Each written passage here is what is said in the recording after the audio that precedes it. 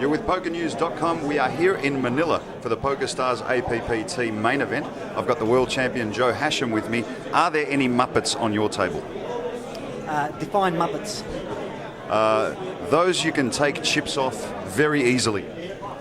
And those that play any two cards. And nothing they do makes sense? That's correct. I have a few of those. So when you have a Muppet, and we might as well stick to the term Muppet, is it harder to get a read on them because they don't in fact know what they're doing? If they don't know what they're doing, how are you going to know what they're doing? But what people make the mistake of is they try and outplay these guys. These guys they're only thinking on one level. So what you need to do, you actually need to show a hand. There's no use trying to bluff them or outplay them. There's nothing sophisticated. You've got top pair, you bet, you've got nothing, you check. End of story. You know?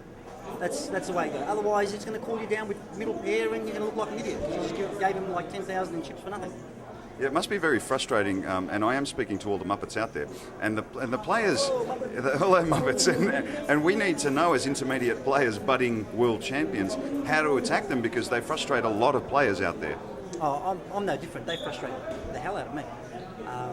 And you know my Lebanese blood and what it does to me, so I'm constantly fighting with myself. But I know I'm playing well when I don't try and do anything stupid against them.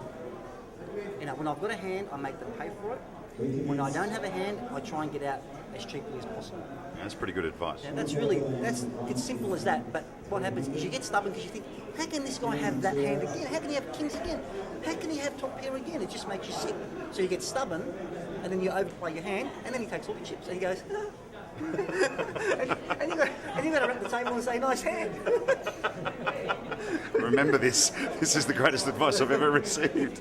Now, you seem to have built up your chips, and you do seem to do it a lot. You constantly build that chip stack, and you usually avoid a lot of trouble. I'm not going to ask you how you do that because we're on camera and everybody in the world's going to see it. But repeating this, is it hard to maintain a focus? Very hard. I found myself getting bored early on, and I was playing too many hands, and I had to really slap myself around a little bit because what am I playing so many hands for? The blinds are so cheap. If I sat there and folded every hand, I would have only lost like $800, but instead I'd lost $5,000 because I was playing too many hands and getting involved. It's having the discipline to stay patient and waiting your time. At these early levels where the blinds are really cheap, you don't need to be involved. You can just wait, play your hands, play position, and try not to get too fancy because, you know, in the first few rounds, there are so many new players or, you know, beginner players at the game that what you're thinking, they won't think of for another 3 years if they stay in the game. So just forget it. Just stick to basics. Wonderful. We wish you luck. I know you've got to go back to the break, so I'll keep an eye out for you, mate.